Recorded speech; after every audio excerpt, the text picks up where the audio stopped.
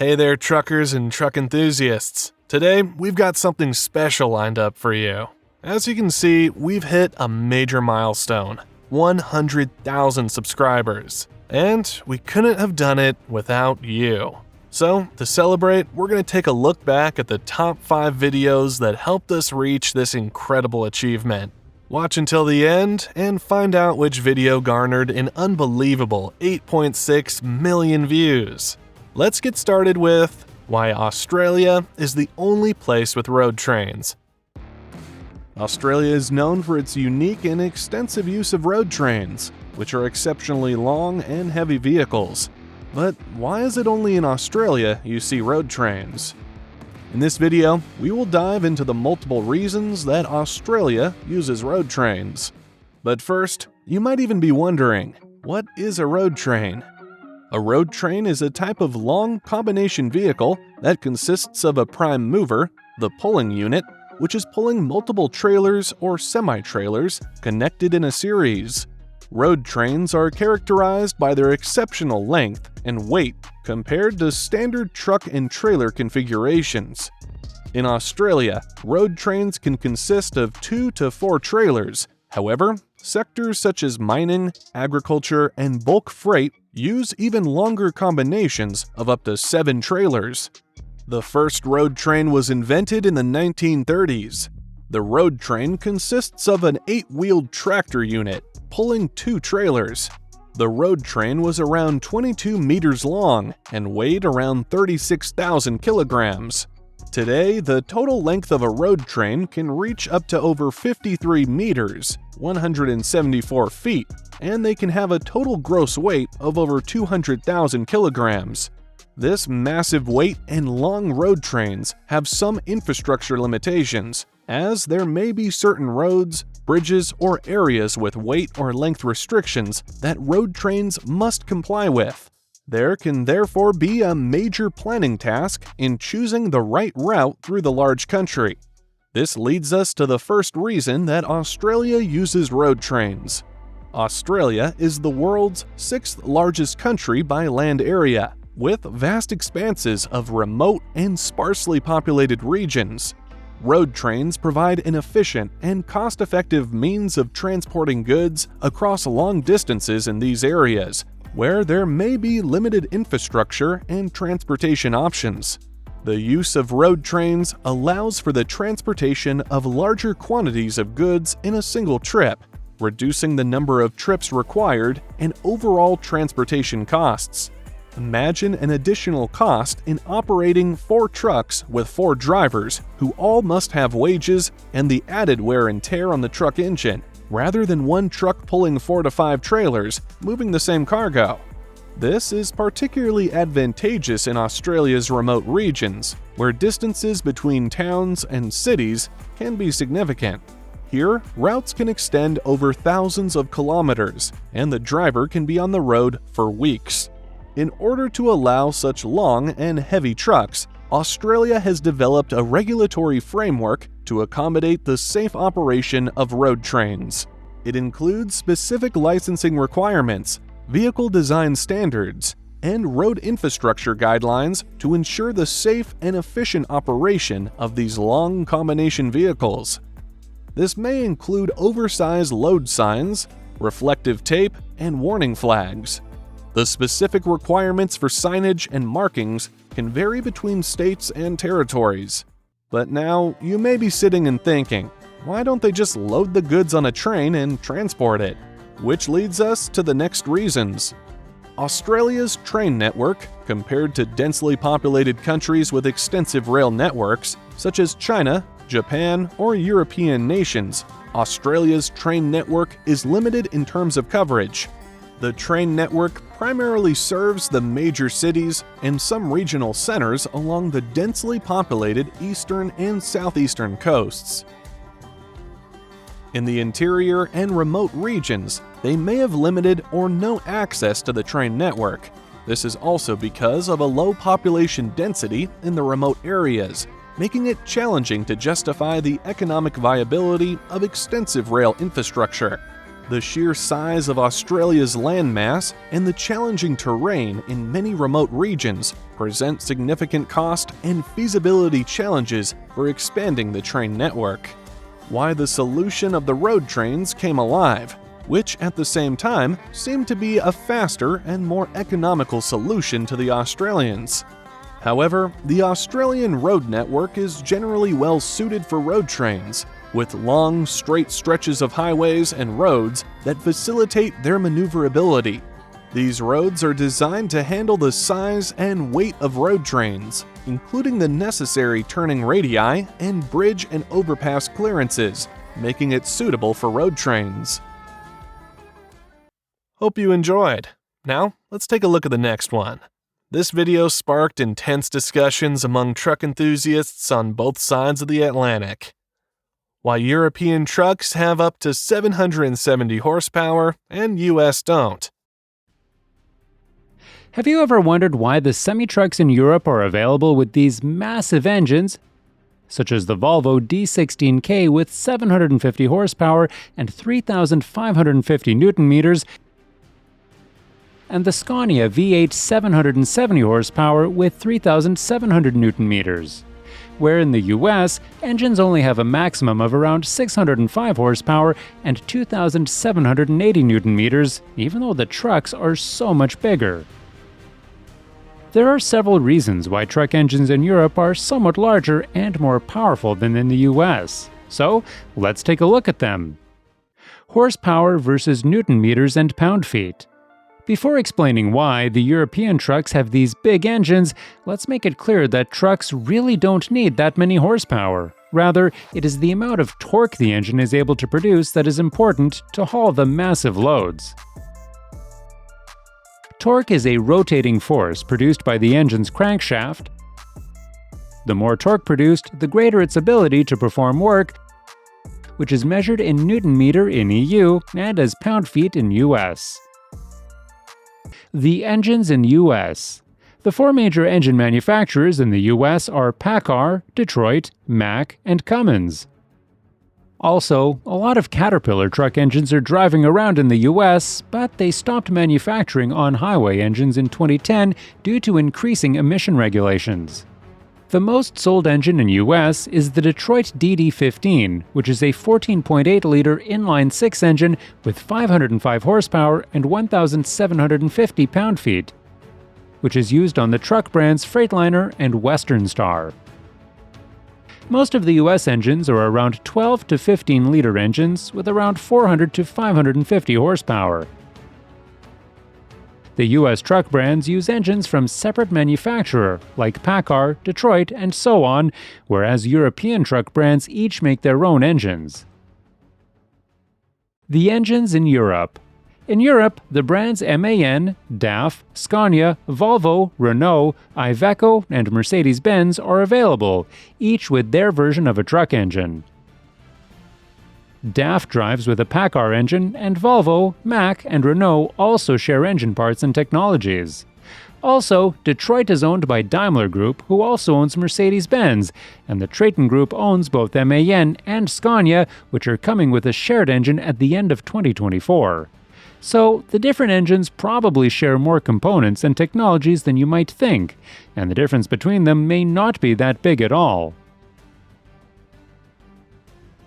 The European engines range from around 440 horsepower to 640. However, Volvo and Scania are separating from the other brands with their massive engines. The Volvo D16K, which is the world's strongest inline-six engine with 750 horsepower and 3,550 Newton meters, is available on the Volvo FH models. Also an option on the European market is the even bigger Scania V8 with 770 horsepower and 3,700 Newton meters, which is the strongest truck engine produced in Europe. So, now you know a little about what type of engines the EU have and the type US have. But we still don't know why it is that these big engines are not available on the US market. So, let's get to it. Weight rules EU versus US. One of the reasons that US trucks don't have an engine with over 600 horsepower is the simple reason that so much power is simply not needed. The federal weight limit for a semi-truck in the US is 80,000 pounds or 36 tons, which a 500 horsepower engine with 2,500 newton meters easily pulls through the American roads. So, because of the weight rules, there is no need for bigger engines, as they can do the work needed with fewer newton meters and horsepower. But it's a bit different in Europe. There are 27 different countries in Europe, which of course results in different rules. In Sweden, a truck can have a maximum weight of 60 tons, or in some specific cases up to 90 tons. In Finland, the maximum weight is 76 tons, and they are experimenting with 90 tons. And in some cases, even more. Most of the countries have a maximum weight of around 40 to 44 tons. However, many of the countries again have special rules which allow an increase in the weight depending on the type of driving, vehicle, and number of axles. With such high total weights, combined with steep climbs in the terrain, means that a bigger and more powerful engine is needed to pull the heavy load up the hills. Here, it may simply be a necessity with an engine such as the 16.1-liter Volvo engine with 750 horsepower and 3,550 newton meters, or the even bigger 16.4-liter Scania engine with 770 horsepower and 3,700 newton meters, as a smaller engine simply cannot haul as much weight. The next video was posted only 2 months ago and really took off fast. Why some truck tires don't touch the ground. Have you ever driven by a truck and seen one or even two of the truck's axles floating above the road and wondered why it's hanging up there? And why not all the wheels touch the ground? Then don't worry. In this video, we'll explain to you why some trucks' tires don't always touch the ground, but also teach you a little about how truck axles work, the types of truck axles, and how they affect the trucks. Let's start with explanation of the axles. An axle is a rod or shaft that connects two wheels and supports the weight of the vehicle. Axles are essential components of any vehicle, including trucks. Axles are connected to the wheels by bearings. When the engine turns the transmission turns the drive shaft, which turns the differential, which turns the axles. The axles then turn the wheels, propelling the vehicle forward. There are two main types of truck axles. Steering axles are located at the front of the truck and allow the driver to steer the vehicle, or in the back to create shorter turning radius. Drive axles are located at the rear of the truck and provide power to the wheels, or in the front in case of an all-wheel drive. In addition to steering axles and drive axles, there are also two other types of axles that can be found on some trucks. Tag axles are located at the very rear of the truck and provide additional support for heavy loads, and also called boogie axles in some places. And then there are lift axles, which are often located between the drive axles and can be raised or lowered to improve fuel efficiency or traction. And it's exactly this axle you have seen, floating as it can be lifted from the ground. But what's the point of driving with an axle that's not on the ground? Well, actually, there are multiple reasons for it, but let's start with better grip and traction. Lift axles can be lowered when the truck is fully loaded, distributing the weight more evenly among the axles. This increased weight on the tires enhances traction and grip, especially in adverse weather conditions like rain, snow, or ice. As an example, Volvo have a tandem axle lift function to really improve grip when needed. Ground pressure. When a truck is fully loaded, it can exert significant pressure on the road surface, potentially causing damage or sinking into softer terrain. By lowering the axle and distributing the weight over several axles, the overall weight is distributed more evenly, reducing the ground pressure and minimizing road wear and tear. Load adjustments. Lift axles allow truck drivers to adjust the weight distribution of the cargo. This is particularly important for complying with weight regulations, as different jurisdictions have specific limits on axle weights. By raising or lowering the lift axles, the driver can ensure that the load is evenly distributed within legal limits. Fuel efficiency. Running additional axles on a truck consumes more fuel due to increased rolling resistance. By lifting the axles when not needed, such as when the truck is empty or carrying a light load, you can improve fuel efficiency. This reduces operating costs and minimizes environmental impact. Legal regulations. Lift axles play a crucial role in complying with weight regulations imposed by local authorities. Overloaded vehicles can incur fines, and lifting or lowering axles allows drivers to adjust their truck's configuration to remain within legal weight limits. Maintenance and costs. Lift axles, like any other component, experience wear and tear over time. However, by raising them when not in use, you reduce the mileage and stress on these axles, extending their lifespan. This leads to lower maintenance costs and less frequent repairs. In addition, the tires also wear less when the axle is lifted, and they do not roll along. Safety. When a truck is fully loaded, the additional axles provide more braking power because they have more tires making contact with the road surface. This means that the truck can stop more effectively and efficiently, reducing the risk of accidents caused by inadequate braking.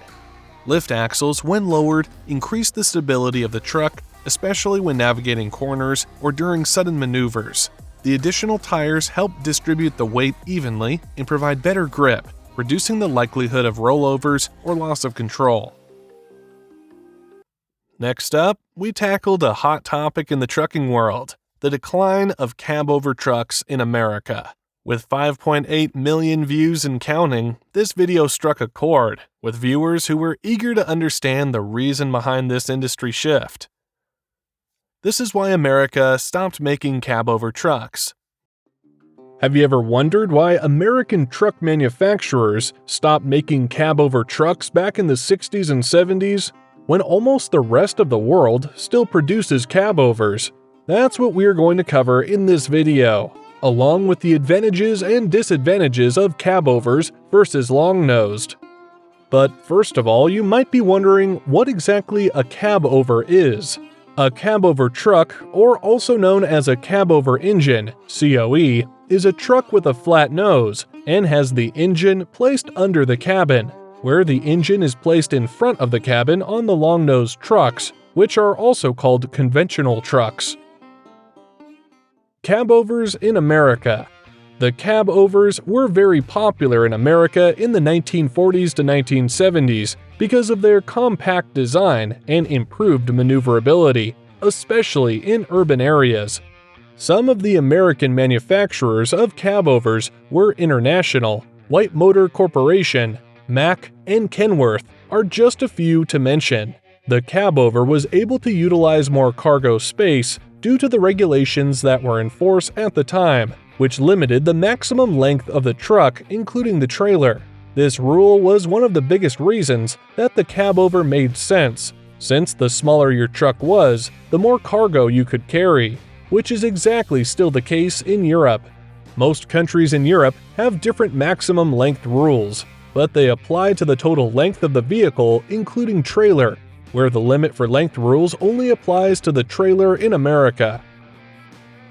However, in 1982, a new regulation was imposed that changed everything. The new regulations limited the length of the trailer to 53 feet and no longer included the cab in the length restriction. Now the truck manufacturers were able to make longer and more comfortable cabs for the long-haul drivers, and slowly the cab-over was phased out, replaced by the bigger, long-nosed trucks. There are still some cab-over trucks in America, including delivery trucks, concrete mixers, garbage trucks, and fire trucks. Why long-nosed trucks? So, part of the reason American truck manufacturers stopped making cab-overs was due to the length rules. But what was the reason they didn't just make the cabin longer on the cab-over instead of making a long-nosed version? There are several reasons for this. One is comfort. The longer wheelbase not only provides more space in the cabin, but also provides a better driving comfort as the bumps of the road are minimized. Also, the engine noise and vibrations are in front of you instead of below, which also contributes to less noise in the cabin. There is also a lower entrance in the long-nosed truck, which has a great ergonomic significance when you have to get in and out of a truck many times a day. The fact that the engine is placed in front of the truck allows easy access to the engine, where you have to tilt the cabin on cabovers. Here, the cabin must be thoroughly cleared first, so that a windscreen is not destroyed by one of the driver's belongings. The last reason that the manufacturers went with the long-nosed trucks is safety. As mentioned, trucks in America are allowed to drive significantly faster than in Europe. Safety is therefore incredibly important, and the long nose helps to protect the driver in the event of a collision, where there is only a windshield between the driver and the collision on a cabover. Why cabovers? There are clearly some advantages to the long-nosed trucks, but so do cabovers. They are perfectly suited to the driving conditions in Europe and most of Asia. Here, the roads are smaller and winding, where cabovers are considerably more maneuverable than the large and long-nosed trucks. When driving in the city full of road users and pedestrians, visibility is really important. Cabovers also have a clear advantage here.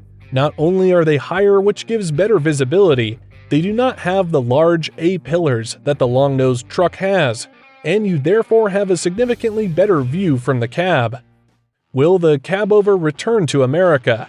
As long as the rules are as they are, we simply do not see a reason why the American truck manufacturers should start producing cabovers again. The American drivers drive such long distances that they need the extra comfort and space in the long-nosed trucks. In addition, safety and aerodynamics are also an important reason not to go back to cabovers. Even the newly developed electric trucks, such as the e-Cascadia, Volvo VNR, and so on, have a long nose, despite the fact that there is no engine, but instead batteries that are placed at the bottom of the vehicle. It is also a question of demand, and the American truck drivers love their long-nosed trucks. And finally, our most viewed video. Why American and European trucks are so different, with a staggering 8.6 million views, explaining the difference between the American and European trucks. Why European and American trucks are so different. American and European semi-trucks are very different. In America, you see all the trucks with a long nose and wheelbase with the cabin behind the engine, whereas trucks in Europe are cabover trucks where the cabin is above the engine. But why are they so different, and what are the advantages and disadvantages? Let's take a look at it. Livable. One of the reasons why the American trucks have bigger cabs is that owner-operators are very common in the US and not so much in Europe. These people own their trucks and pretty much live in them for months at a time. Because they spend so much time, and some have to live in the cabin, these cabins are quite a bit larger and have more features in the cabin, such as a fridge, microwave, freezer, wardrobe, large bed, windows, and some even have their own toilet. Owners modify their trucks to include huge living compartments, something not so common in Europe. It is, of course, also possible to spend several days in a truck with a cabover, but the comfort is just not nearly as high. Long, wide roads. Much of an American truck's life is spent on the interstate system, where the lanes are wide and the roads are straight. For that reason, the long wheelbase of the truck is acceptable and typically makes the ride much more comfortable. Considering they are allowed to drive up to 12 hours every 24 hours, whereas European truckers can only drive 9 hours, that extra comfort is important. European semi-trucks are lighter and have shorter wheelbases, which makes them significantly easier to maneuver. Essentially, they are more compact and easier to work with in traffic and urban environments, which is perfect for the narrow roads in Europe. Also, the cabover has a better overview and less blind spots, which increase safety noticeably, where the larger bonnets and A-pillars on the American trucks make it difficult for drivers to get a clear view of traffic. Strict regulations. Stricter regulations in Europe make for different trucks. For starters, a European semi-truck can only be 18.75 meters, or about 61 feet. Some countries have some exceptions, but generally that is the rule. Because of these restrictions, European trucks have to be as short as possible so they can tow more cargo. Considering American cabs can be 20 feet long, that only leaves 40 feet of room for cargo. So, in order to make more room for cargo, the cab has to be as short as possible. Similar requirements in the US have been revoked back in 1986, and trucks now can be much longer. Actually, back in the day, cab-over trucks were quite popular in the US, but without strict limitations, roomier and more convenient to live with conventional design trucks prevailed. Speed and aerodynamics. A big difference between the European semi-trucks and American ones is that in Europe, the speed is limited to 90 kilometers per hour, but in some places in the US, trucks are allowed to reach 129 and even 137 kilometers per hour.